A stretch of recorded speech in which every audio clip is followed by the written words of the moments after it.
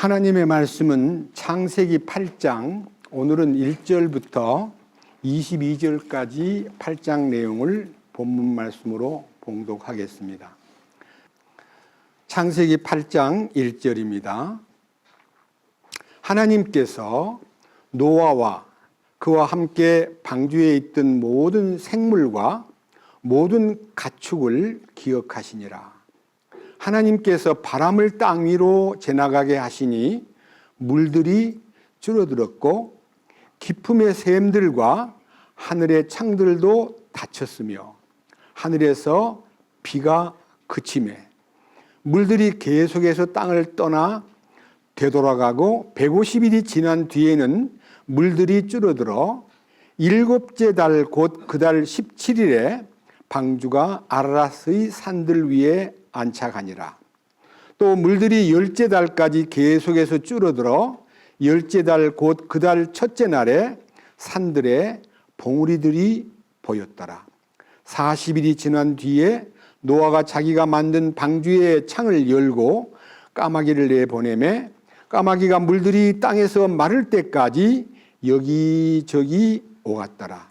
또한 그가 비둘기를 내보내어 물들이 지면에서 줄어들었는지 알아보려 하였으나 온 지면에 물들이 있어서 비둘기가 발바닥 놓을 것을 찾지 못하고 방주로 돌아와 그에게 오므로 이에 그가 자기 손을 내밀어 비둘기를 붙들어서 자기에게로 방주 안으로 끌어들였고 또다시 여전히 이래를 머무른 뒤 다시 그 비둘기를 방주에서 내보내매 저녁 때 비둘기가 그에게 돌아왔는데 보라 그것의 입에 잡아뜯은 올리브 잎사귀가 있더라.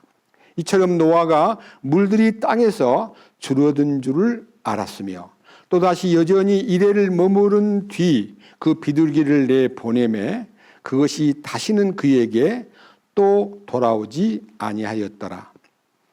제601년 첫째 달 곧 그 달 첫째 날에 물들이 땅에서 마르매 노아가 방주에 덮개를 치우고 보니 보라 지면이 말랐더라. 둘째 달 곧 그 달 27일에 땅이 말랐더라. 하나님께서 노아에게 말씀하여 이르시되 너는 네 아내와 네 아들들과 너와 함께한 네 아들들의 아내들과 함께 방주에서 나아가고 모든 육체 중에서 너와 함께한 모든 생물 곧 날짐승과 가축과 땅에서 기는 모든 기는 것을 너와 함께 데리고 나아가 그것들이 땅에서 풍성히 번식하며 땅 위에서 다산하고 번성하게 하라 하시니 노아가 자기 아들들과 자기 아내와 자기와 함께한 자기 아들들의 아내들과 함께 나아갔고 모든 짐승과 모든 기는 것과 모든 날짐승과 또 땅에서 기는 것은 무엇이든지 그것들의 종류대로 방주에서 나아갔더라. 노아가 주께 제단을 쌓고 모든 정결한 짐승과 모든 정결한 날짐승 중에서 취하여 제단 위에 번제 헌물을 드렸더니 주께서 향기로운 냄새를 맡으시고 주께서 마음속으로 이르시되 내가 다시는 사람으로 인하여 땅을 또 저주하지 아니하리니 이는 사람이 마음에서 상상하는 바가 어려서부터 악하기 때문이라. 내가 다시는 전에 행한 것 같이 모든 생물을 또 치지 아니하리니 땅이 있을 동안에는 뿌리는 때와 거두는 때와 추위와 더위와 여름과 겨울과 낮과 밤이 그치지 아니하리라 하시니라. 22절 말씀까지 말씀을 읽었습니다. 기도드리겠습니다. 영광과 존귀를 받으시기에 합당하신 우리 아버지 하나님 감사드립니다. 오늘은 주의 날 만찬 예배를 드리는 날입니다.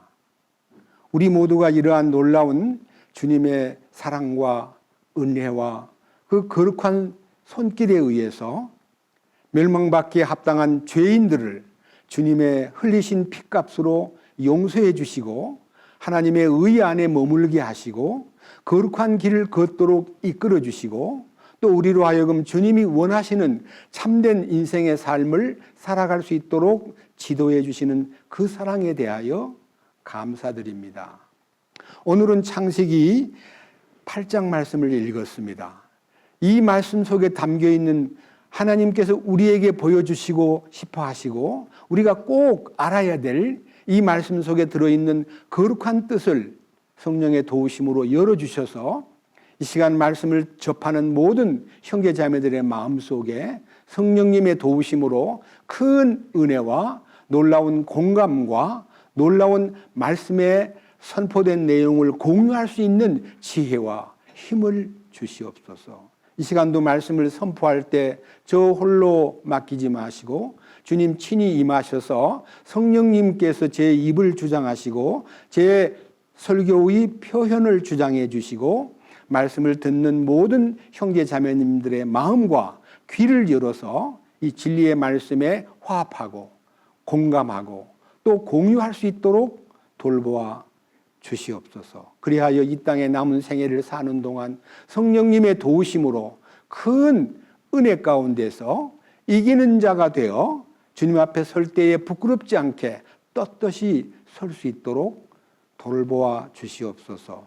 우리를 구원해 주시고 의의 길로 인도하시는 주 예수 그리스도의 이름으로 기도드렸습니다. 아멘. 제가 지금 창세기 강해를 27번째 합니다. 근데 제가 지금 창세기를 읽으면서요, 너무 놀랍고 어떤 내용 전체보다도 한 문장 속에 들어있는 한 단어 때문에 제가 굉장히 감동을 받아가지고 일주일 내내 마음이 흥분되고 막 어떻게 하면 이 축복을 정말 소상하게 우리 사랑하는 형제 자매님들한테 말씀을 드릴까 싶어가지고 마음이 막 매우 이렇게 뜨거웠습니다. 지난번에는 제가 7장 1절을 읽을 때 주께서 노아에게 이르시되 너와 네 온 집은 방주로 들어오라. 이렇게 제가 옛날 50년 동안 읽었던 이 개역 성경에는 방주로 들어가라 이렇게 명령을 내린 걸로 되어 있는데 이 성경에는 방주로 들어오라 그러는 거예요. 방주로 들어가라는 명령하고 방주로 들어오라는 명령이 뭐가 다르냐? 방주 바깥에 서 계셔가지고 노아야 방주로 빨리 들어가 이렇게 말하는 거하고 방주 안에 계시면서 노아 들어와 하고는 너무 차이가 있다 이거예요. 그럼 방주가 뭐냐? 구원의 방주예요. 인류를 죄값으로 인해서 홍수를 내려가지고 다 멸망을 시키는데 사람만 멸망시키는 게 아니라 짐승까지 벌레까지 다 죽여버리는 거예요.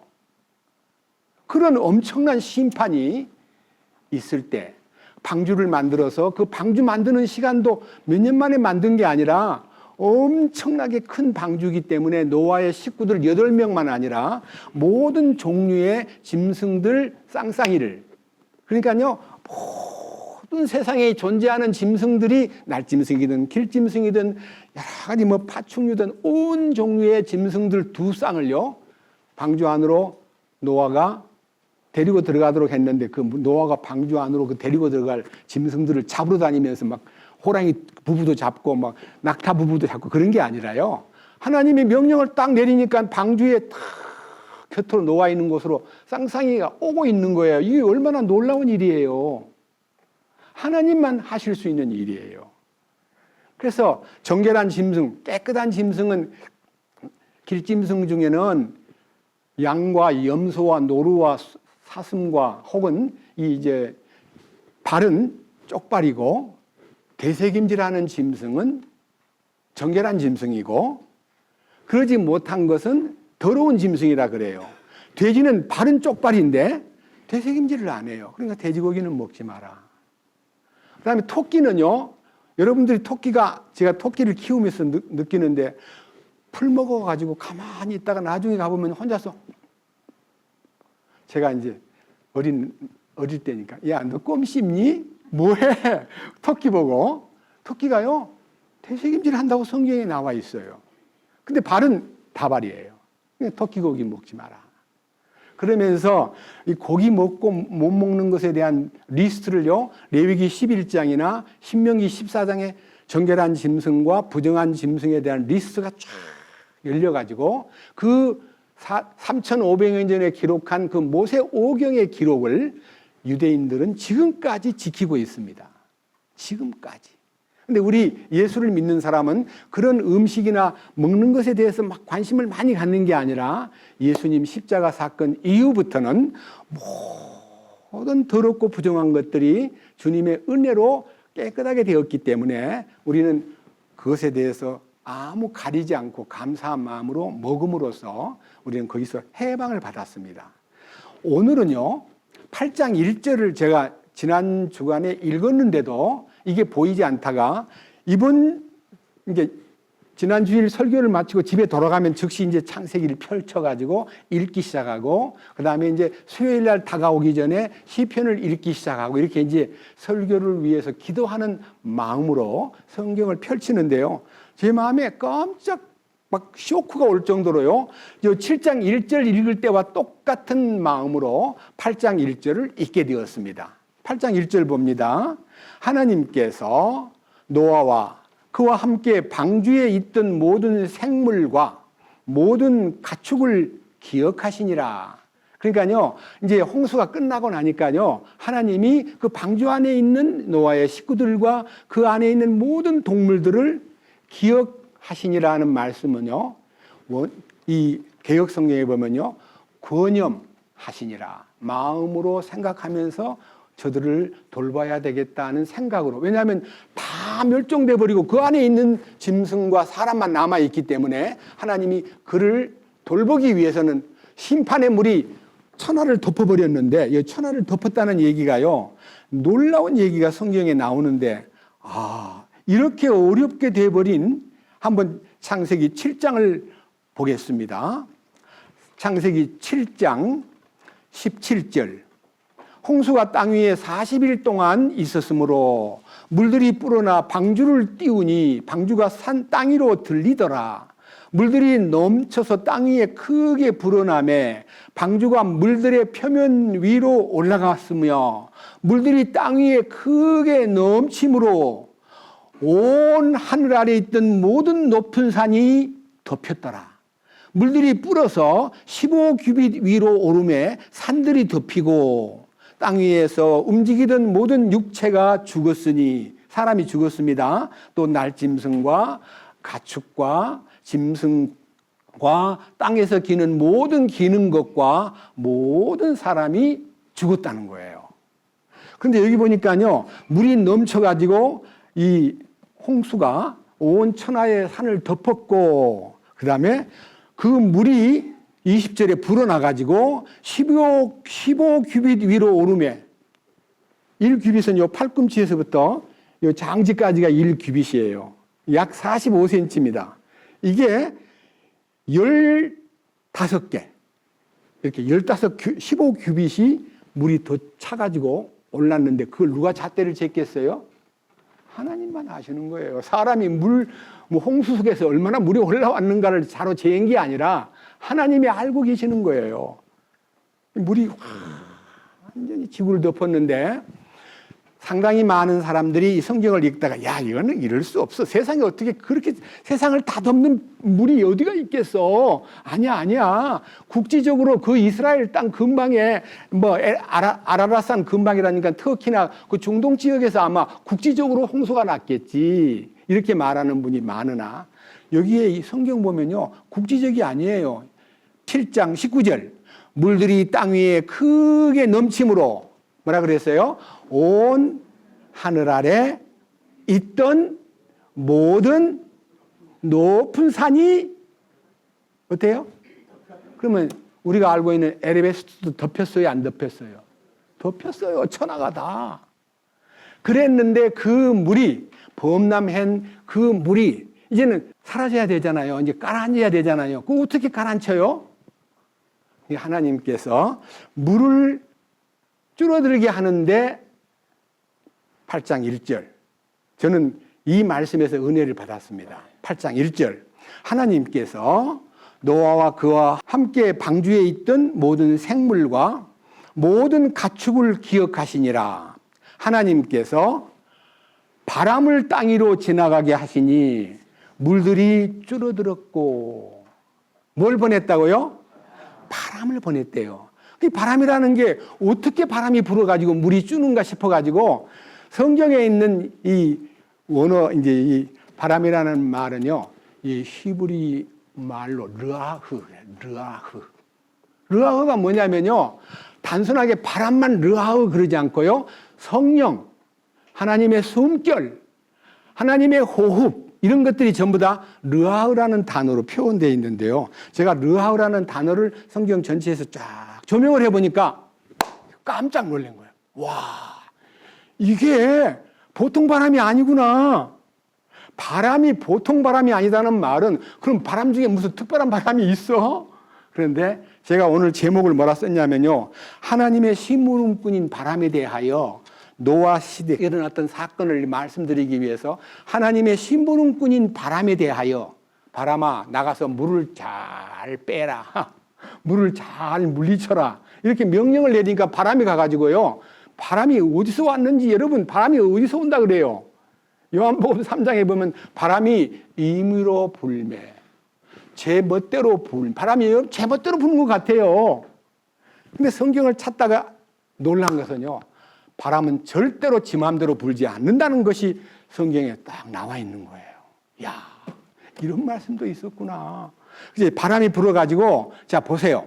2절. 기품의 샘들과 하늘의 창들도 닫혔으며 하늘에서 비가 그치매 물들이 계속해서 땅을 떠나 되돌아가고 150일이 지난 뒤에는 물들이 줄어들어 일곱째 달 곧 그 달 17일에 방주가 아라랏의 산들 위에 안착하니라. 저는 제가 이제 아라랏산에 대해서 조사를 해봤거든요. 지금 튀르키예에 있는 산인데요. 터키, 옛날 터키. 그 산 높이가 한 5,170m쯤 돼요. 백두산 2배 높이는 아니지만 백두산의 갑절쯤 되는 높은 산인데 그 산의 꼭대기에 머문 게 아니라 중턱에 딱 머물렀어요.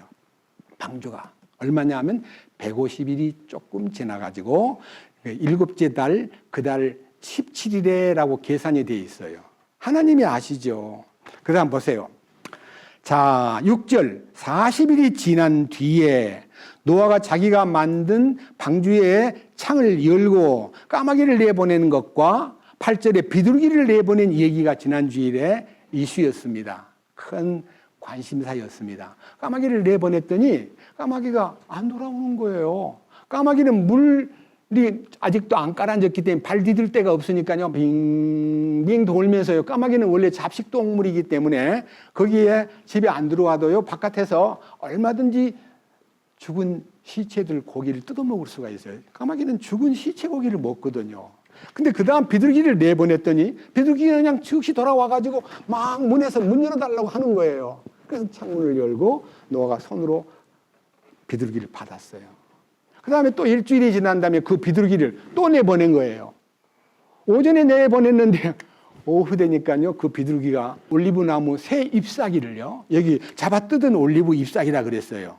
보세요. 11절. 저녁 때 비둘기가 그에게 돌아왔는데 보라, 그것의 입에, 비둘기 입에 잡아뜯은 올리브 잎사귀가 있더라.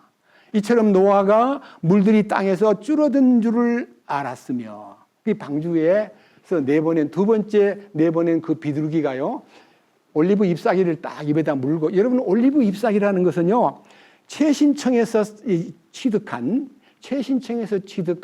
우편 배달과도 같은, 우편 배달이 뭐예요? 기쁜 소식, 굿 뉴스, 그 뜻을 올리브 잎사귀를 물고 있는 이 비둘기 모습이 우체국에서 사용하는 세계적인 공통된 얘기, 창세기에 나오는 기쁜 소식, 물이 말랐습니다 라고 말은 못해도 물이 많이 말랐고요, 식물이 드러나고, 이 올리브 나무가 아래 이제 땅 위에서 이제 솟았다가 이제 올리브 나무에 잎사귀를 하나를 뜯어가지고 노아에게 가져옴으로써 땅이 많이 말랐구나 하는 걸 알게 되었다는 거예요. 땅이 완전히 마른 것은요, 그 다음 보십시오. 13절. 제601년 첫째 달 곧 그 달 첫째 날에 물들이 땅에서 마름에 노아가 방주에 덮개를 치우고 보니 보라 지면이 말랐더라. 자, 여기서요 계산을 해보면요 노아가 방주에 들어간 날은요 7장 11절에 노아 나이 600세 되던 해 둘째 달 17일에 방주에 들어갔고 그날부터 홍수가 났어요.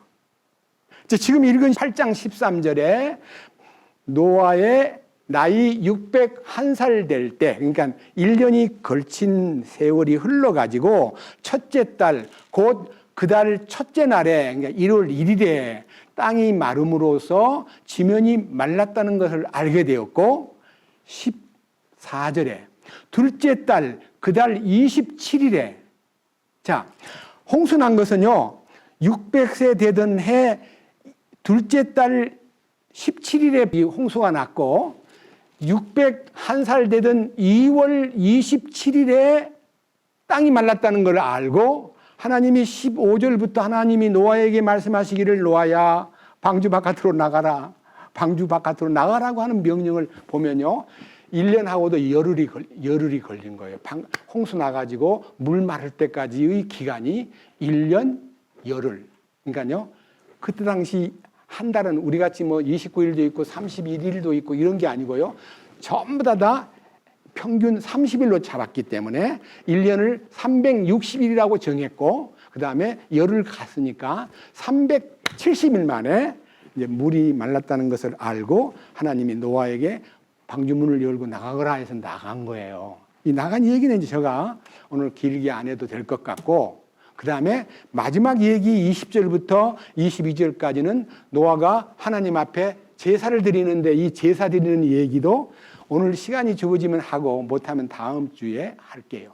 오늘은요 여기 1절에 있는 하나님께서 바람을 땅 위에 지나가게 하시니 물들이 줄어들었고 하는 그 바람을 보낸 바람 얘기가요 얼마나 놀라운 얘기인지 이 성경에서 찾다 보니까요 우리 모든 식구들에게 야 바람이 하나님의 심부름꾼이구나 이렇게 바람에 대해서 너무 생각이 깊어가지고 여러분들한테 이 말씀을 세세하게 말씀을 전하고 싶어가지고 저는 기도하고 올라왔습니다. 먼저 시편 135편을 읽겠습니다. 시편 135편 5절부터 7절까지 읽으면요 하나님이 바람을 어떻게 이제 바람 말고도 여러 가지 이 자연 속에 있는 현상들을 하나님이 이제 컨트롤하고 계신다는 거지 지배하고 다루고 계신다는 점을 깨달을 수가 있습니다. 시편 135편 5절 또 내가 알거니와 주께서는 위대하시며 우리 주께서는 모든 신들보다 높으시니 여러분 세상에 많은 잡신이 있잖아요.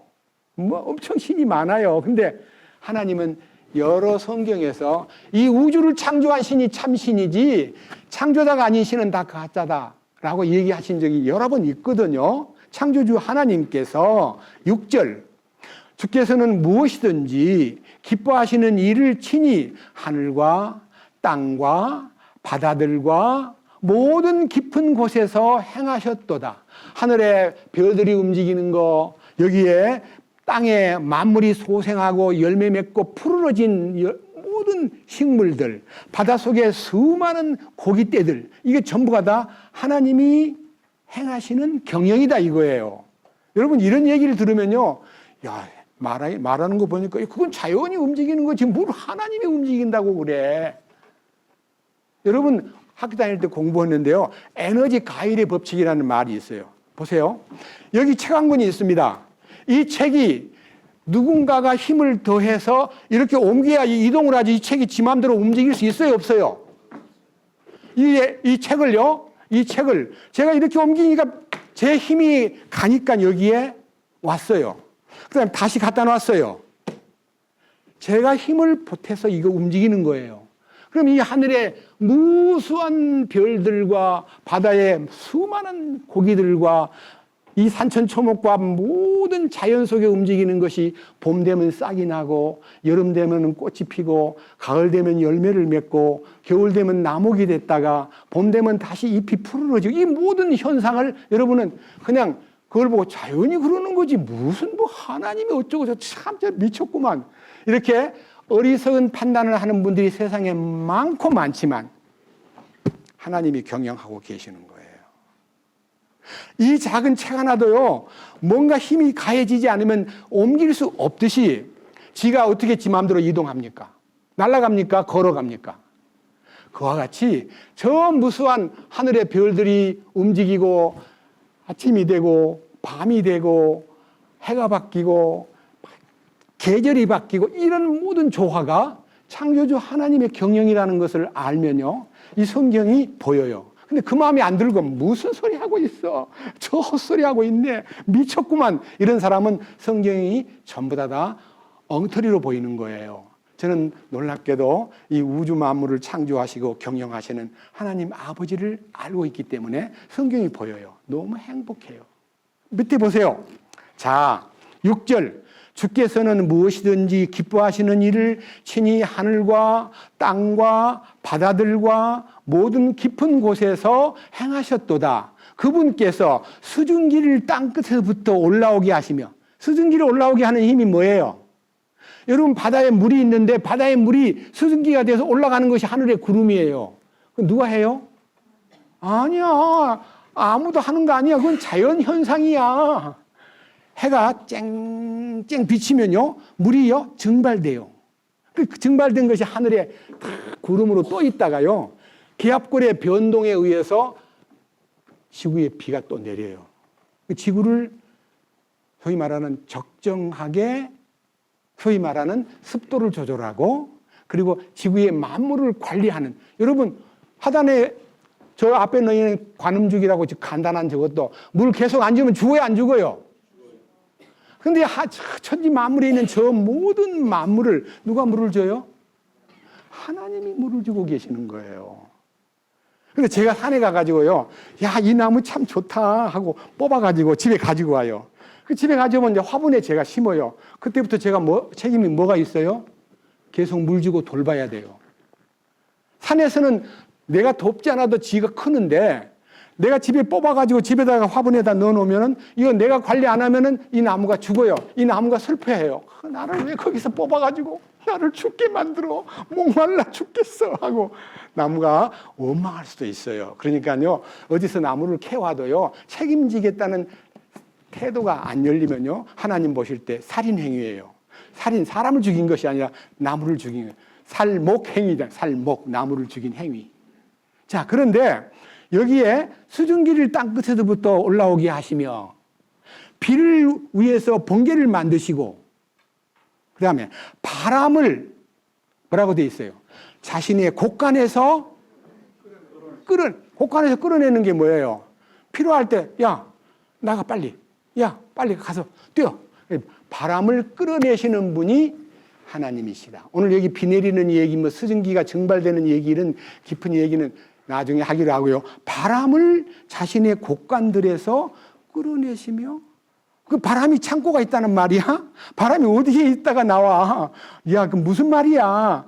이런 성경을 보면서 저는 점점 마음속에서 이 바람이라는 단어가요, 나중에 여러분들 좀 지식이 있는 분들이나 좀 이렇게 관심이, 의심이 좀 되는 분은요, 이 성경만 보지 말고 헬라어 사전과 히브리어 사전에 지금 시편 135편 7절에서 그 바람이라는 단어가 무슨 단어로 되어 있는가를 찾아보면요, 바람이 르아흐네.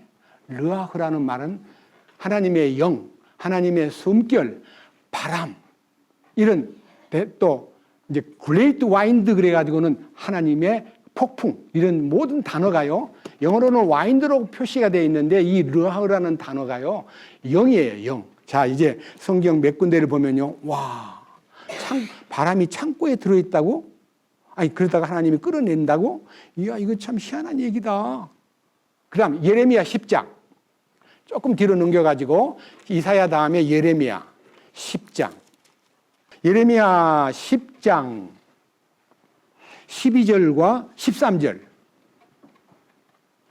많이 읽지 않고요, 2절만 읽겠습니다. 그분께서 자신의 권능으로 땅을 만드시고, 창조자 하나님입니다. 자신의 지혜로 세상을 굳게 세우시며 자신의 분별로 하늘들을 펼치셨도다. 여러분, 하늘이 복수예요. 하늘들. 지구에서 본 하늘은 대기층이고요, 지구를 떠나서 우주로 가보면 너무너무 많은 우주의 하늘이에요. 그리고 또 하늘이 있어요. 3층 천은 하나님 계신 곳이에요. 이 하늘들을 펼치셨다 그럽니다. 그 다음 13절. 그분께서 자신의 목소리를 내시니, 하나님의 음성을 바라시니 하늘들에 많은 물이 생기고, 그분께서 땅끝으로부터 수증기가 올라오게 하시며 비와 함께 번개들을 만드시고 자신의 곳간에서 뭐를 한다고요? 바람을 내신대요.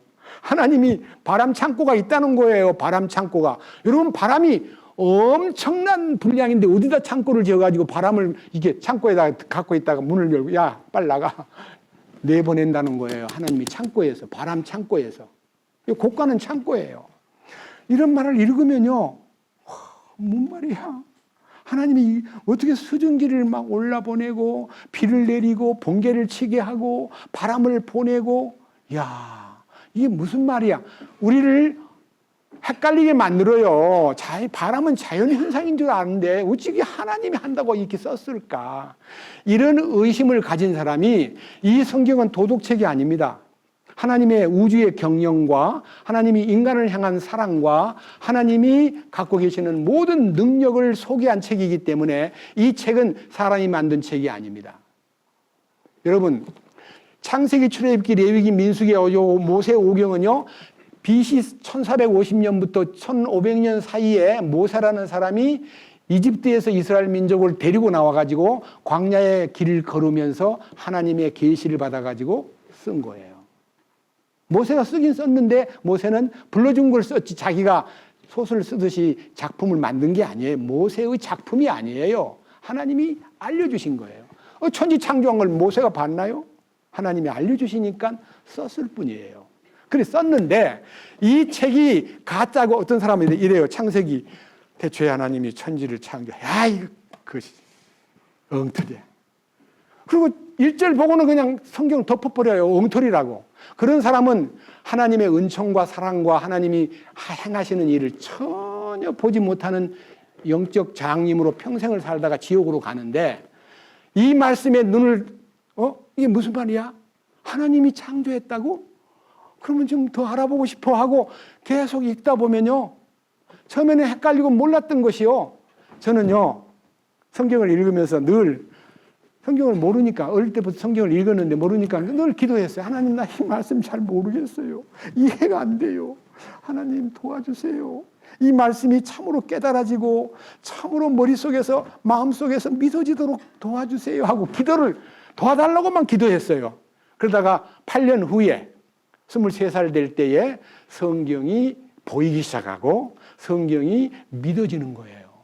기적이에요. 그리고 그 이후에 지금 세월로 말하면 60년 가까이 됐습니다. 아직 60년, 만 60년은 2년 있어야 되는데요, 정말 놀라운 기적이요, 제게 왔습니다. 그런데요, 이제 성경에 이 바람이 하나님이 자기 창고에다가 보관했다는 얘기만 들었지, 그 다음에 어떻게 경영하시는가에 대한 얘기가 더 읽어보면 더 마음이요, 와, 이런 말씀도 있었구나, 놀랍다, 그걸 알게 돼요. 자, 이제 시편 바로 앞에 욥기 28장 24절에서부터 28절까지 읽겠습니다. 들어보셔요. 그분께서는 땅의 끝들까지 살피시고 온 하늘 아래를 보시며, 자, 우리는 시간과 공간의 제한을 받기 때문에 멀리 보고 싶어도 창문이 있으면 바깥에 보여요, 안 보여요? 우리는 공간의 제한을 받아요. 안 보여요, 바깥이. 근데 하나님은요, 땅의 끝까지 살피시고 하늘 아래를 우리는 하늘에 올라가 비행기를 타고 가도 뭐만 보여요? 구름하고 높은 산하고 와 정말 야 아름답다 그것만 알지 온 천하를 보는 눈이 우리는 없어요. 근데 여기 하나님은 온 천하를 보고 계신대요. 하늘 아래를 다 보고 계신대요. 그분의 눈이 얼마나 크길래. 자, 그 다음 25절 바람들의 무게를 정하시고 물들을 되어 무게를 정하시느니라. 바람이 무게가 있어요. 그래서 여러분 바람의 움직임을요 고기압, 저기압 별별 단어가 이제 요구되고요. 물도요 보통 내리는 비는 그냥 물방울 하나예요. 그런데요 하나님이 필요할 때는 뭐 우박을 막 주먹만한 거, 사람 머리만한 우박을 하늘에서 땅으로 내릴 때가 있어요. 이거 무게가 다르잖아요. 그런데 눈이 내려요. 여러분 그 눈이 그냥 저절로 떨어지는 눈이라면요 뭐 모양이 없어야 돼. 그 눈을 현미경에다 놓고 딱 보면요 눈 하나하나가 전부 다 육각형으로 되어 있는데 형태가 다 달라요. 사람 손금이 다 다르듯이 눈이 모양이 다 달라요. 하나님이 만드신 눈이에요. 그 다음 밑에 보세요. 26절 그분께서 비를 위하여 법령을 정하시고 천둥이 칠 때 번개를 위하여 길을 정하셨으니 그때 그분께서 그것을 보시고 밝히 드러내시며 예비하시고 참으로 샅샅이 살피셨으며 또 사람에게 이르기를 보라 주를 두려워하는 것이 곧 지혜요 악을 떠나는 것이 명철이니라 하셨느니라. 여기에 지혜와 명철이 있어야 하나님이 우주 만물을 경영하시는 그 지혜와 그분의 경영을 보는 눈이 열리는데 지혜가 막히고 명철이 막히면요 누가 명철이 막히냐 그러면요 악을 떠나지 않으면 악이 속에 머물러 있는 한은 명철이 없어요. 그 다음에 하나님께 대한 두려운 마음, 두려워하는 것은 무서워하는 마음이 아니에요. 우러러보는 마음, 존경하는 마음, 경외하는 마음이 있으면 그 사람이 지혜로운 사람이에요. 하나님을 공경하고 하나님의 그 위대하심을 항상 찬양하고 하나님 정말 위대하십니다.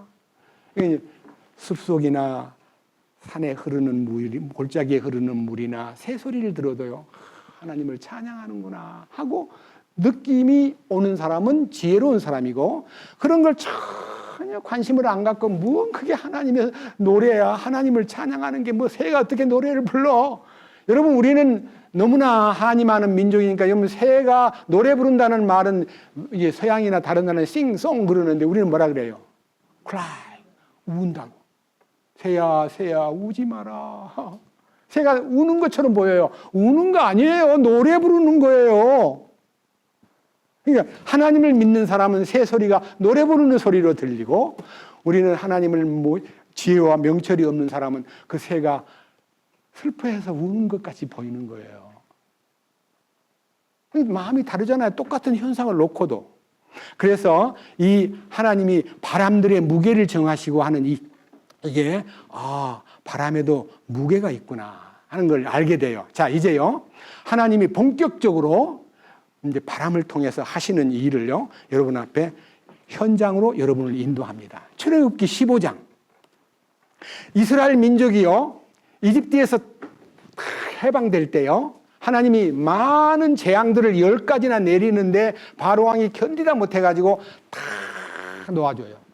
나가라 그래요. 그랬다가 며칠이 지난 다음에 이것들을 일부러 먹던 노예들인데 내보내서 되겠나 하고 막 군인들을 총동원해가지고 막 병거를 몰고 막 쫓아가는데 이스라엘 민족이 홍해 앞에 다다랐어요. 그리고 그 사람들은 막 뒤에서 오고 있어요. 이미 이스라엘 사람들이 너무너무 겁이 나가지고 홍해 바다 앞에서요 이래요. 하나님, 모세 선생님, 우리 저 바다에다 빠뜨리려고 왔나요? 우리 여기서 죽는 것 같아요. 저 사람들이 저기 와요 하고 막 겁을 내가지고 백성들이 어쩔 줄 모르고 있을 때에 하나님이 모세야, 네 손에 든 지팡이를 바다에 내밀라. 바다 위로 지팡이를 탁 내미니까 물이 쫙 갈라져요. 그리고 이스라엘 민족은요, 물이 갈라진 그 땅바닥에, 바다의 바닥에 하나님이 특별하게 막 진흙더미에 막 물이 아무리 나가도 잘못하면 빠져 죽잖아요. 근데 그걸 다 마르게 해가지고요, 이스라엘 사람들이 건너갈 때까지 200만 넘는 사람이 건너갈 때까지 애굽의 군대가 더 이상 못 오도록 다 막았다가요, 하나님이 이스라엘 사람이 마지막 저 언덕에 딱 올라갈 때 애굽의 군대를요 탁 개방을 시키니까 야, 뭐 바다가 갈라졌네 하고 군인들이 모두 다 뛰어들어가지고 그 바다 속으로 들어오다가 중간쯤 왔을 때 바다가 다시 합류됨으로 다 멸망했다는 성경의 기록이 있어요. 그게 이제 출애굽기 14장이에요. 14장인데 이제 그 결과를 놓고 야, 너무너무 기뻐가지고 막 이스라엘 민족들이 저 언덕에서 그 시체가 둥둥 떠가지고 있는 이 애굽의 군인들을 보면서 노래 부르는 노래가 15장이에요. 이것도 너무 시간이 많이 걸리니까요. 다는 못 읽고요. 조금 앞부분만 읽겠습니다. 15장 1절. 그때 이제 강을 건넌 후에 홍해를 건넌 후에 그 언덕배기에서 애굽의 시체를 보고 노래 부르는 노래인데 모세와 이스라엘 자손이 이 노래로 주께 노래하고 말하여 이르기를 내가 주께 노래하리니 그분께서 영화롭게 승리하셨도다. 그분께서 말과 거기 탄 자를 바다에 던지셨도다. 주는 나의 힘이시오 나의 노래시며 나의 구원이 되셨도다. 4절. 그분께서 파라오의 병거들과 그의 군대를 바다로 던지시니 그가 택한 대장들도 홍해에 잠겼고 기품들이 그들을 덮음에 그들이 돌처럼 바닥에 가라앉았도다. 오 주여 주의 오른손이 권능으로 영화롭게 되었나이다. 오 주여 주의 오른손이 그 원수를 산산조각 내었나이다.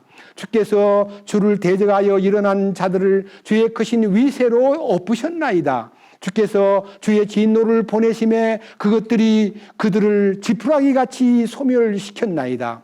주의 콧구멍이 거센 바람에 물들이 함께 모이되 큰 물들이 무더기같이 똑바로 일어서고 깊음들이 바다의 심장부에 엉켰나이다. 그 원수와 말하기를 내가 쫓아가서 따라잡고 노량물을 나누리라. 그들을 덮쳐 내 욕망을 채우리라. 내가 내 칼을 빼리니 내 손이 그들을 멸하리라. 이 애굽의 군대가요 이스라엘 민족은 아무도 무장이 안 돼 있기 때문에 그냥 도망가는 운명이고요 뒤쫓아가면서 죽여버리겠다고 가서 막 목 잘라버리겠다고 막 큰 소리 치고 왔는데 그 다음 보세요. 그 다음 뭐라 그랬어요? 10절. 주께서 하나님께서 주의 바람으로 보세요. 주의 바람. 바람이 주님의 바람이에요. 여러분 이 전화기는 내 전화기라 그래야 돼요. 저 사람 전화기야 그러면 이거 임자가 누구예요? 내 전화기 그러면 이건 내가 임자고요. 저 사람 전화기 그러면 이 전화기는 누구 거예요?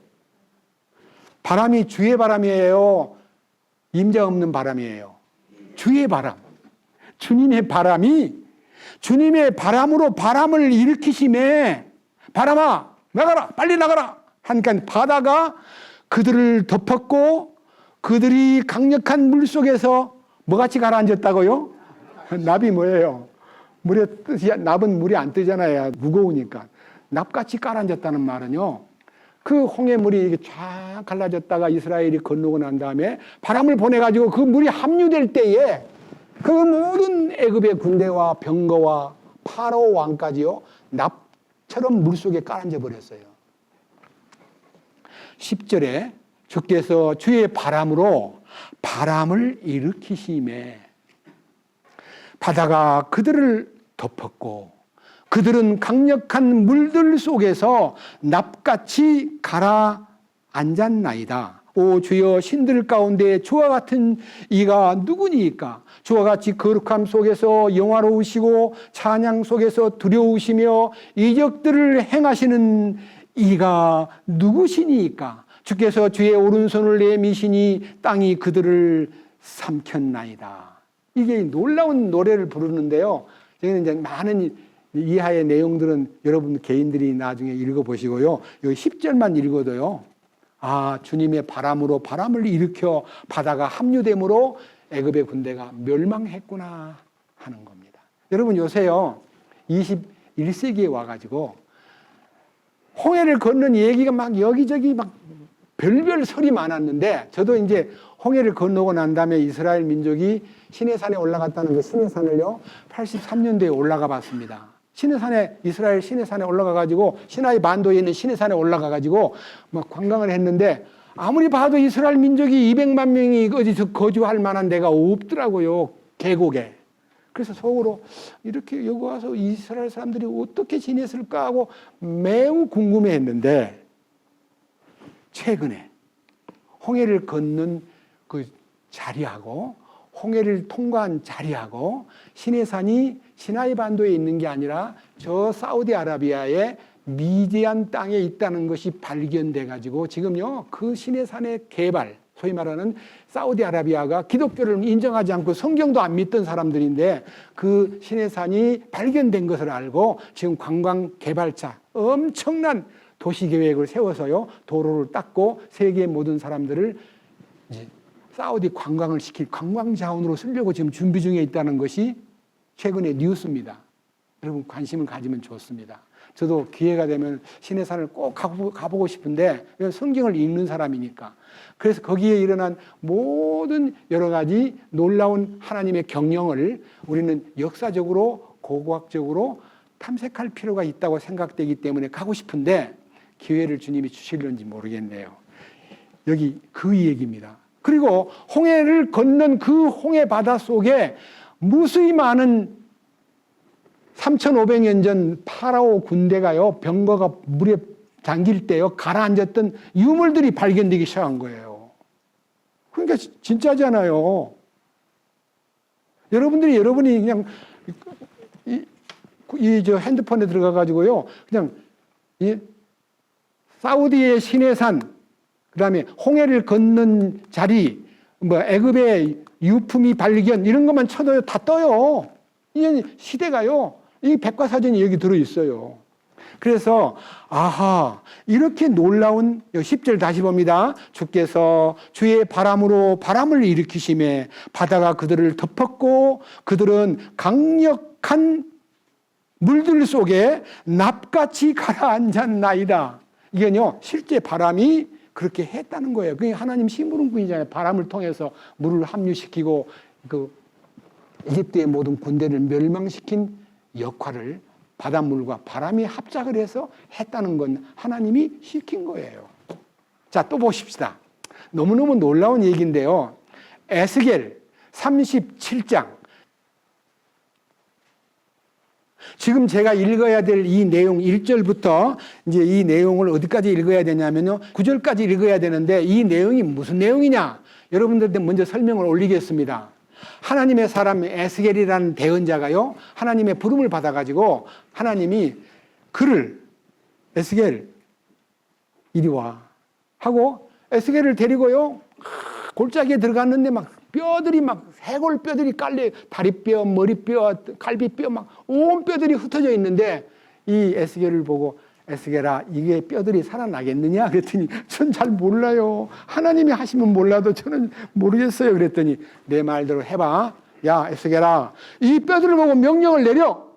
뼈들아 일어나라. 그러니까 뼈들이요 막 우리 몸 안에 있는 발뼈, 다리뼈, 뭐 허벅지뼈, 갈비뼈, 엉덩이뼈, 그다음에 이게 머리뼈까지 툭툭툭툭 뼈들이 조립이 되더래요. 해골이 조립이 된 거예요. 깜짝 놀라서 와, 감탄을 하고 있는데 에스겔아 소리를 질러. 살이 채워지고 생기가 생겨라 하고 말하라. 그러니까 갑자기 막 어디서부터 막 뭐가 날라오더니 그 해골뼈가 사람이 탁 살아나는 군대가 되더라. 그런 얘기예요. 이런 얘기가 성경에 나오는데 믿어집니까? 소설이야. 꾸민 얘기야. 말도 안 돼. 하고 이걸 문제를 삼는데 무슨 얘기냐? 이스라엘 민족이 2000년 동안요. 세상 나라에 다 흩어져 가지고 해골뼈처럼 다 분해돼 버리고 흩어져 버렸어요. 근데 하나님께서 2000년이 지난 지금 이스라엘 민족을 불러들여야 모여라 하니까요. 해골뼈가 모여들듯이 이스라엘 민족들이 나라로 모여들어가지고 민족을 이루고 군대를 이루어가지고 놀랍게 세계를 깜짝 놀라게 만드는 민족으로 클로즈업 된 것을 예언한 거예요. 그 예언의 1페이지를 읽어보겠습니다. 들어보세요. 놀라운 얘기예요. 37장 제목이 뭐라고 돼 있어요? 마른 뼈들의 환상. 부제목은 이스라엘의 부활. 2000년 동안 나라 잃어버리고 세상에서 디아스포라로 방황하던 유대 민족들이 다시 살아난 거를 얘기한 거야. 이렇게 말합니다. 자, 1절. 주의 손이 내 위에 임하사 주의 영 안에서 나를 데려다가 뼈가 가득한 골짜기 한가운데 두시고 또 나로 하여금 사방에 있는 그 뼈들 곁으로 지나가게 하시니라. 보라, 그 열린 골짜기에 뼈들이 심히 많으며 보라, 그 뼈들이 심히 말랐더라. 그분께서 내게 이르시되 사람의 아들아, 이 뼈들이 살 수 있겠느냐 하시기에 내가 대답하되 오 주 하나님이여, 주께서 아시나이다 하니 그분께서 다시 내게 이르시되 이 뼈들 위에 대언하고 그것들에게 이르기를 오 너희 마른 뼈들아, 주의 말씀을 들으라. 주 하나님이 이 뼈들에게 이같이 말하노라. 보라, 내가 숨을 너희 속에 들어가게 하리니 너희가 살리라. 내가 너희 위에 힘줄을 두고 너희 위에 살이 생기게 하며 너희를 살갗으로 덮고 너희 속에 숨을 넣으리니 너희가 살리라. 또 내가 주인 줄을 너희가 알리라 하라. 이에 내가 명령받은 대로 대언하니 내가 대언할 때 시끄러운 소리가 나며 보라, 흔들림이 있고 그 뼈들이 함께 와서 뼈마다 자기 뼈에 이르더라. 내가 또 보니 보라, 힘줄과 살이 그 뼈들 위에 생기고 살갗이 그것을 덮었으나 그것들 속에 숨은 없더라. 그 다음 절수 보세요. 자, 9절. 그때 그분께서 이제 해골뼈가 모여들어가지고 이제 살갗이 채워지고 막 뼈가 붙고 피부가 생기고 그 다음에 이제 숨을 못 쉬고 있는 송장 같은 존재들인데 그때에 9절. 그분께서 하나님께서 내게 이르시되 사람의 아들아, 바람을 향해서 말해라. 바람에게 대언하라. 바람에게 대언하여 이르기를 주 하나님이 이같이 말하노라. 오 수마, 네 바람으로부터 와서 이 죽임당한 자들의 위에 숨을 불어 그들이 살게 하라. 자, 바람아, 숨결을 가지고 그들 속에 들어가거라. 바람이 그들 속에 쫙 부니까요 다 일어나는 거예요. 밑에 보세요. 10절. 이에 내가 그분께서 명령하신 대로 대언하였더니 숨이 그들에게 들어가기에 그들이 살아서 자기 볼로 서는데 힘이 큰 뭐예요? 해골뼈가요 살아나는데 군대가 되었더라. 이 환상을 11절에 이렇게 얘기합니다. 그때 그분께서 내게 이르시되 사람의 아들아, 이 뼈들은 누구라고요? 이스라엘 누구라고요? 온 집, 패밀리. 이스라엘 민족은요 한 가족이에요. 우리는 씨가 다르고 뭐 이게 여러 가지 다르면 다 남남이 되는데요, 이스라엘 민족은 세계에 흩어져 가지고 우리는 하나다, 우리는 한 가족이다, 아브라함의 가족이다라고 믿기 때문에요 그 민족이 모여들어 가지고 한 가족으로 지금 버티고 있기 때문에 세계에서 짝기는, 우리나라 경상남북도밖에 안 된 나라예요. 그런데도 세계를 깜짝 놀라게 만들고, 다양한 것은요 그 이스라엘 나라가 머리가 좋아가지고 개발도 많이 하고 막 하는 걸 만드는데요, 만드는 기술은 개발했는데 만들 사람이 부족해가지고 세상을 다 뒤져보니까요 한국이 제일 잘 만든다더라는 걸 알아가지고 우리 한국 보고 같이 좀 도와줄래? 합작하자. 우리가 만들어 놓은 거 니네들이 한번 만들어 봐 해가지고요 이스라엘과 한국이 합작으로 많은 신제품들을 우리한테 의뢰하고 또 우리의 만들어진 물건들을 수입도 하고 해가지고 이스라엘하고 우리하고 친해집니다. 근데요 이것은 뜻이 있습니다. 성경에 다음에 기회가 나면요 하나님이 이 마지막 때에 이스라엘 민족의 독립과 한민족 대한민국이 어떤 역할을 할 것인가에 대한 얘기가요 너무너무 소상하게 성경에 예언되어 있기 때문에 그 부분은 말씀드릴게요. 여기 보세요. 읽기만 읽고 봅니다. 9절 37장 9절. 그때 그분께서 내게 이르시되 사람의 아들아, 바람에게 대언하라. 바람에게 대언하여 이르기를 주 너희 하나님이 이같이 말하노라. 오 수마, 내 바람으로부터 와서 이 죽임당한 자들 위에 숨을 불어 그들이 살게 하라. 바람을 통해서 숨이 왔다는 말은요, 바람, 아까 르아흐라는 말은요 스피릿이라는 영이라는 말로도 번역이 되고 바람이라는 말도 번역이 되는데, 이 바람이 하나님의 영, 하나님의 실존이에요. 바람이 하나님 자신을 가리키는 거예요. 이건 얼마나 놀라워요. 바람이 불어가지고 사람이 살아난다는 말이 아니고 하나님의 바람은 생명의 바람이고, 하나님의 바람은 하나님의 숨결이고, 하나님의 바람은 하나님의 성령이다, 그 말입니다. 여러분, 이제 물어봅시다. 오순절의 날 성령이 임할 때 120문도가 모여있는 그 다락방에 뭐가 왔어요? 바람이. 바람 왔다는 얘기가 성경 사도행전 2장에 나와요. 바람이. 바람이 바로 성령님을 설명하는 거예요. 하나님의 존재의 능력을 설명하는 생명력, 숨결, 하나님의 호흡을.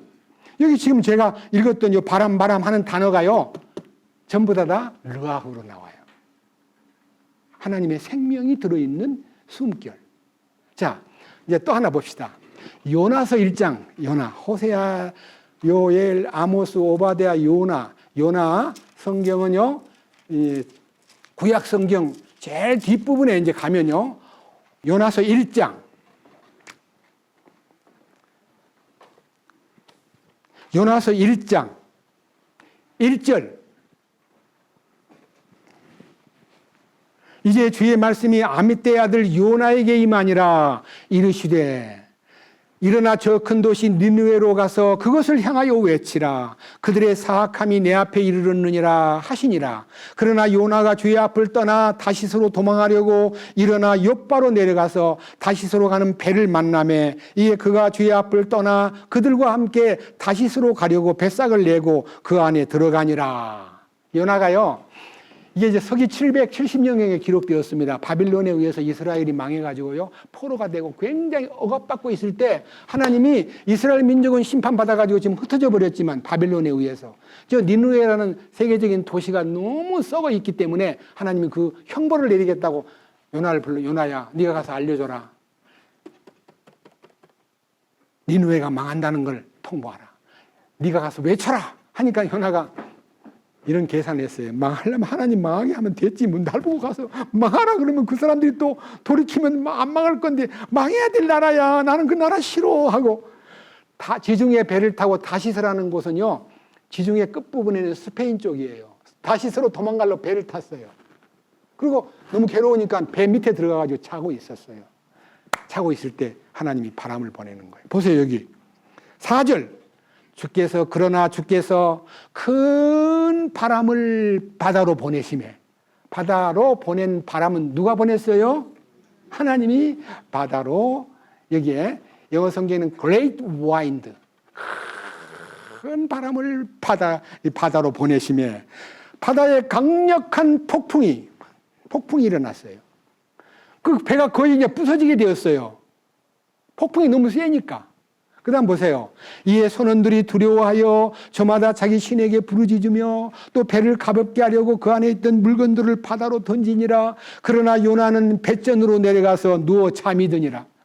이 요나는 이 상태를 다 잊어버리고 하나님의 명령을 저버리고 지금 도망가는 운명이니까 배 밑창에서 자고 있어요. 근데 여기 이제 다음 보면요, 막 그 안에 있는 나름대로의 자기가 믿는 신을 향해서 막 구해달라고, 풍랑이 너무 심해요, 우리 죽겠습니다 하고 막 부르짖고 있을 때 배 안에 있는 사람들이, 야, 이 뱃속에 분명히 누가 죄 지은 사람이 있는 것 같아. 하나님에게 대노해서 신이 노한 것 같은데 우리 다 제비 뽑자 해가지고 전 배에 승선한 사람을 제비를 뽑는데요, 다 가위표를 치고 하나만 동그라미 쳐가지고요, 우리 이제 제비 뽑을 때요, 큰 상자에다가 그거 이제 넣어놓고 다들 와서 다 뽑았어요. 근데 배 밑창에 자고 있는 사람이 있어요. 사무장이. 당신 지금 뭐 하고 있는 거야? 일어나. 같이 제비 뽑아. 눈 뜨고 나가가지고 제비를 떡 뽑았더니 연하가 당첨됐더래요. 그러니까 사람들이 당신이 무슨 죄를 지었어? 그러니까 너무 솔직해요. 제가 하나님 명령을 받아가지고 니느웨로 가라는 명령을 버리고 타시스로 도망하던 길입니다. 제가 잘못한 것 같아요 하고, 참 진실한 하나님의 사람은요, 자기 때문에 풍랑이 일어난 것을 알고요 고백한 얘기가 요나서예요. 자, 하나님이 바람을 쓰신다는 거예요, 필요할 때. 저는요, 얘기를 더 많이 할 것이 많은데요, 시간이 없으므로 조금 줄여가지고 신약 성경의 한 부분을 보고 여러분들과 함께 결론을 내릴까 합니다. 어떤 결론이냐? 자, 마태복음 보겠습니다. 신약 성경 마태복음은 예수님이 직접 관여하신 일이기 때문에요. 굉장히 흥미진진하고요. 너무너무 은혜가 되는 말씀입니다. 마태복음 8장 23절부터 27절까지를 보면은요. 너무너무 감사하게 생각할 거예요. 마태복음 8장 23절. 자, 제목이 뭐라고 되어 있어요? 왕께서 바람과 파도를 잔잔하게 하시면, 아까 찬송가 불렀죠? 뭐라고 불렀어요? 네? 아까 찬송가 불렀잖아요. 바람과 풍파를 잔잔해 하고 찬송가 부르는데 요거를 본문으로 해서 찬송가가 나온 거예요. 들어보세요. 자, 23절. 그분께서, 예수님께서 배에 오르심에, 예수님도 배를 탔어요.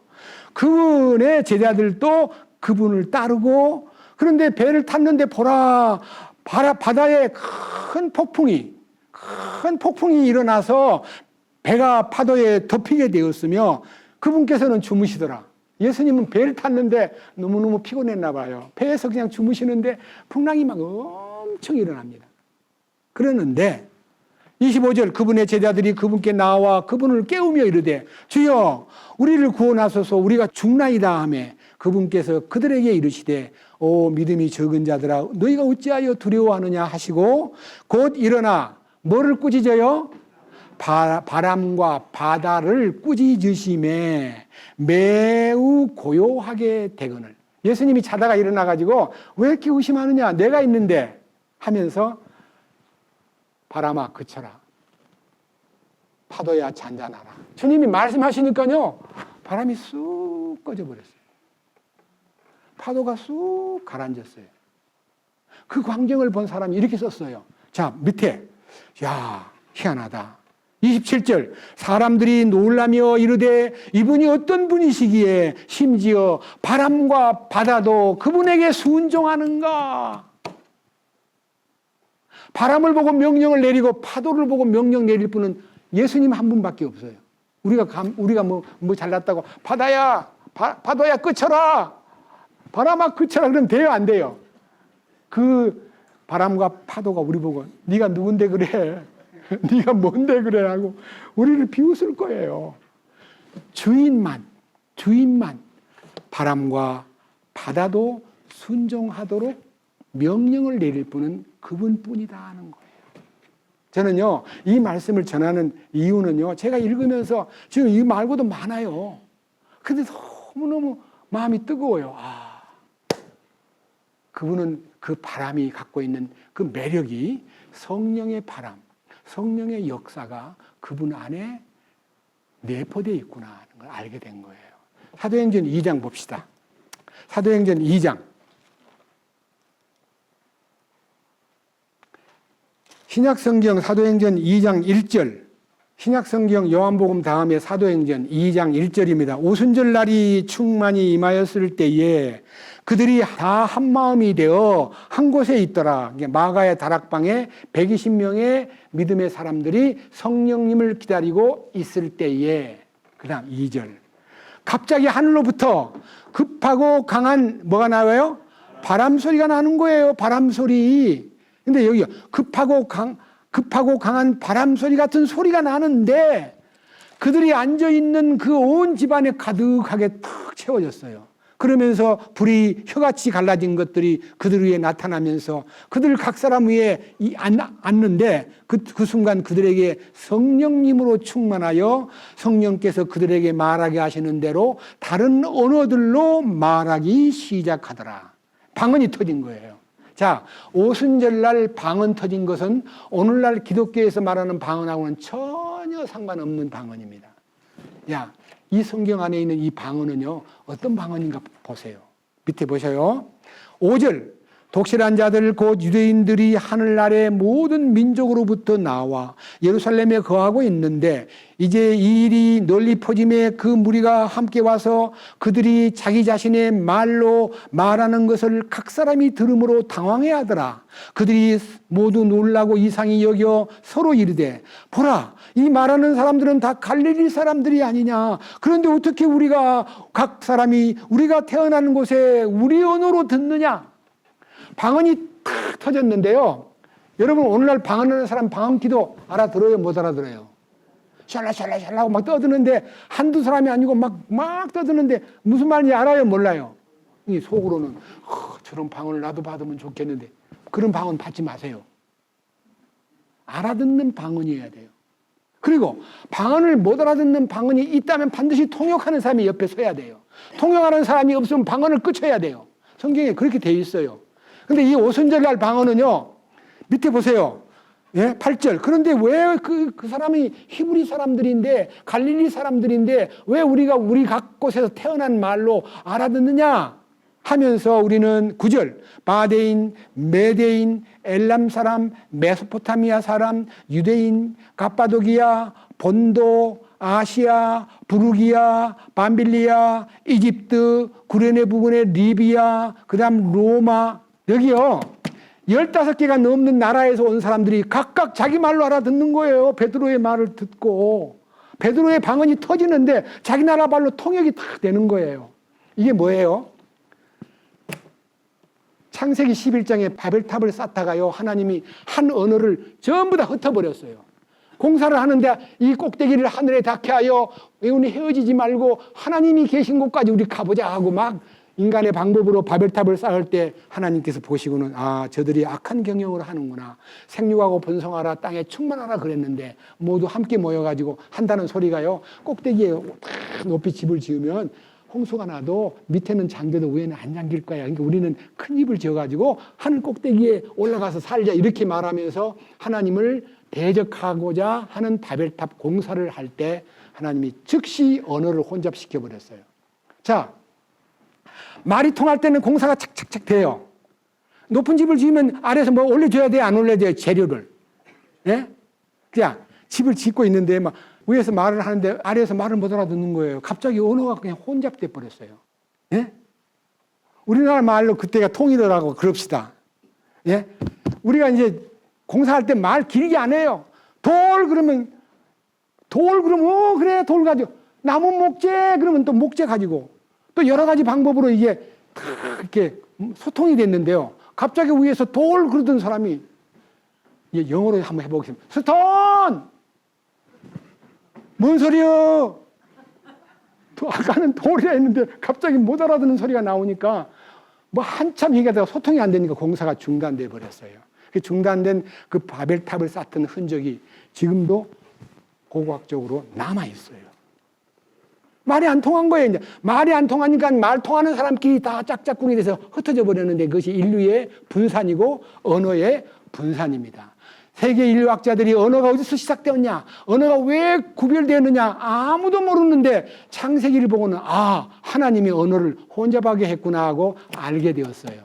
그렇게 언어가 혼잡됨으로 소통이 안 되고 말의 뜻이 전달 안 됨으로써 서로가 이게 합심이 안 되는데 사도행전 성령이 오셔가지고 이 인류가 언어가 통일되는 한 날이 있었습니다.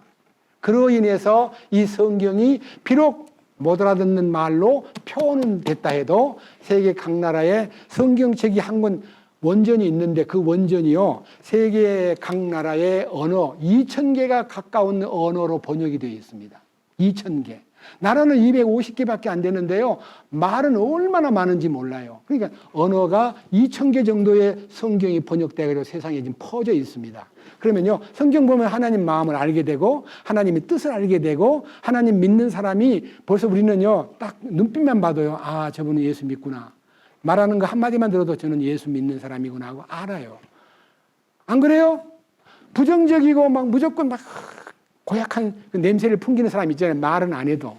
그러면 아 예수 안 믿구나. 그런데 뭔가 모르게 눈빛이 맑고 그리고 뭔가 모르게 부드럽게 보이고 뭔가 모르게 아주 유연하고 온유하고 긍정적이고 하면 예수 믿는 사람이구나.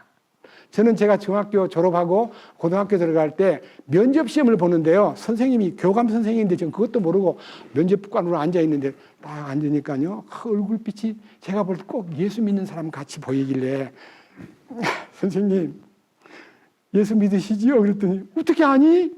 제가 보니까 그냥 알겠어요. 제가 선생님께 인사하는 마음으로 시편 1편을 암송하겠습니다 했더니 그 선생님이 깜짝 놀라면서 시편 1편을 왜 암송하니? 제가 어릴 때부터 암송을 했는데 너무 좋아가지고 선생님 앞에 제 신앙 고백을 하려고 암송합니다. 그랬더니 해봐. 그랬어요. 복 있는 사람은 악인의 꾀를 쫓지 아니하며 죄인의 길에 서지 아니하며 오만한 자의 자리에 앉지 아니하고 오직 여호와의 율법을 즐거워하며 그 율법을 주야로 묵상하는 자로다. 저는 시냇가에 심은 나무가 그 시절을 쫓아 열매를 맺음같이 그 잎사귀가 마르지 아니함 같으니 그 행사가 다 형통하리로다 하고 시편 1편을 외우니까 선생님이 너무 좋아가지고 야 너 그냥 예수 믿는다고 교회나 왔다 갔다 하는 게 아니라 성경 가까이 하는구나. 근데 이제 면접도 별로 안 하고 물어보지도 않고요. 면접지에다가요 쓰는데 제가 그분이 연필로 쓰더라고요. 제가 오기 전에 벌써 점수를 매겨놨더라고요. 선생님이 그 뒤에 지우개로 요렇게 지우더니요. 쓰는 걸 보니까 요렇게 쓰는 거예요. 100점은 안 줘도요. 면접관이요. 평균 80점 왔다 갔다 해야지 너무 막 편승해서 많이 주면 부정이라 하니까 안 줘요. 근데 그분은 저한테 80이라고 썼던 건 것 같아, 제 생각에. 근데 싹 지우더니 96점을 딱 줘요. 근데 면접 시험에서 점수가 제일 많았고 필기 시험에서 점수가 많았기 때문에 그 학교 들어갈 때 입학생 중에 제가 1등을 했어요. 그 선생님 덕분에. 시편 1편을 외운 덕분에. 제가 무슨 말 하려고 그래요? 믿는 사람은 그냥 이미지가 막 느껴져요. 믿는 분인가 보다 하는 생각이 들어요. 그래서 저는요, 이 성경 안에서 믿음을 가진 자는 바람이 불어요, 바람. 그 바람이 성령의 바람이에요. 성령의 역사예요. 저는 이 말씀을 읽으면서, 주님 정말 감사합니다. 주님은 바람 창고를 갖고 계시고, 바람의 경중을 헤아리시고, 필요할 때 바람을 내보내시고, 필요할 때 바람이 역사하는데, 이제 한 절, 꼭 필요한 거, 요한복음 3장 보고 여러분 앞에 아까 얘기한 결론을 내리겠습니다. 요한복음 3장 1절 바리새인 중에 니고데모라 하는 사람이 있었는데 그는 유대인의 치리자더라. 바로 그 밤에 예수님께 나와 그분께 이르되 랍비여 우리가 당신은 하나님으로부터 오신 선생인 줄 아나이다. 하나님께서 함께하지 아니하시면 당신이 행하시는 이 기적들을 아무도 할 수 없나이다 하며 예수님께서 그에게 응답하여 이르시되 진실로 진실로 내가 네게 이르노니 사람이 다시 태어나지 아니하면 하나님의 왕국을 볼 수 없느니라. 니고데모 보고요. 선생님 참 훌륭한 분입니다. 하신 걸 보니까 하나님께로 오신 분 같아요. 하고 예수님을 올리면요. 예수님도 기분이 좋아가지고 그래 어디서 왔소? 직업이 뭐요? 이름은 어떻소? 하고 물어보고요. 대화를 해야 되는데 하나도 안 물어보고 당신은 거듭나야 됩니다. 거듭나지 아니하면 새로 태어나지 아니하면 하나님의 왕국을 볼 수 없습니다라고 말을 딱 해놓고요. 그 다음 또 이어요. 니고데모가 묻기를 선생님 거듭나는 것이 뭡니까? 내가 우리 어머니 뱃속에 다시 들어갔다가 또 다시 두 번째 태어난다는 것이 무슨 말입니까? 또 태어난다는 말이 무슨 말입니까? 하고 이제 예수님한테 자기가 모르니까 질문하니까요. 예수님이 5절 예수님께서 대답하시되 진실로 진실로 내가 네게 이르노니 사람이 물에서 나고 성령에게서 나지 아니하면 하나님의 왕국에 들어갈 수 없느니라. 육에서 난 것은 육이요 성령에게서 난 것은 영이니 내가 네게 이르기를 네가 반드시 다시 태어나야 하리라 한 것에 놀라지 말라. 여기서 이제 니고데모 보고 그렇게 엄마 뱃속에 들어갔다가 다시 나오는 게 아니고 육신으로 어머니 뱃속에서 나왔듯이 성령으로 다시 한번 나야 된다. 성령으로 나는 것이 뭐냐? 설명해 주는 이 성령으로 나는 것이 설명이 바로 7절입니다. 7절 내가 네게 이르기를 너희가 반드시 다시 태어나야 하리라 한 것에 놀라지 말라. 바람이 하나님 보낸 바람이 지 마음대로 부는 게 아니고요. 하나님의 마음대로 부는 거예요. 이 바람이 지 마음대로 왔다 갔다 하는 게 아니라 하나님의 마음대로 부는데 네가 그것에 소리를 들어도 그것이 어디서 와서 어디로 가는지 알지 못하나니 성령으로 난 사람도 다 이러하니라. 이게 뭔 말이냐? 바람하고 성령하고 딱 갖다 붙인 거예요. 바람이 주인께서 바람을 불게 하는 것으로 인해서 성령이 오신다. 이 바람이라는 말과 성령이라는 단어는 같은 단어입니다. 여러분, 하나님이 바람을 통해서 이 우주를 경영하고 계시듯이 성령을 통해서 인간 마음을 변화시키고 거듭나게 하고 하나님의 사람으로 새로 태어나게 만드는 능력이 전부 다 성령의 역사입니다. 성령은 뭘 통해 역사하냐면 말씀을 통해 역사합니다. 요한복음 6장 63절에 살리는 것은 영이니 육은 무익하니라. 내가 너희에게 이른 말이 영이요 생명이니라. 이 말씀이 바로 하나님의 바람이에요. 바람 창고가 이 성경이에요. 여러분들이 진실로 저는 이 바람에 대한 얘기를 듣고 바람을 불어가지고 그 물을 다 말렸구나. 그리고 그 바람을 통해서 인간에게 평안을 주고 안식하게 하고 모든 인간을 새로운 창조 세계로 나갈 수 있도록 하셨구나. 이 은혜가 제 마음속에서 넘쳤기 때문에 여러분들에게 바람의 역할, 또 바람이 곧 성령이라는 것을 알려드리기 위해서 오늘 1시간 넘게 얘기를 올렸습니다. 주님을 찬양합니다. 기도합시다. 주님 감사합니다. 오늘은 창세기 8장에 홍수 이후에 바람을 보내서 홍수의 모든 덮은 이 지구를 건조하게 말리고 사람이 살 수 있는 환경으로 회복된 역사에 대해서 공부했습니다. 바람은 하나님의 창고에 들어있는 하나님의 심부름꾼이고 하나님의 명령을 따라 움직이는 그 바람 때문에 그 바람이 요나에게도 그 바람을 타고 승천한 엘리야에게도 그 바람을 통해서 하나님의 경륜을 보여주는 놀라운 장면들을 사랑하는 형제 자매님들에게 소개했습니다. 우리는 그 놀라운 거듭나게 하는 그 바람과 그 주님이 보내신 성령으로 말미암아 우리는 새로워지고 주님이 기뻐하는 사람으로 살아갈 수 있도록 이끄시옵소서. 우리를 구원해 주시고 성령의 바람으로 우리를 이끌어 주시는 우리 주 예수 그리스도의 이름으로 기도드렸습니다. 아멘.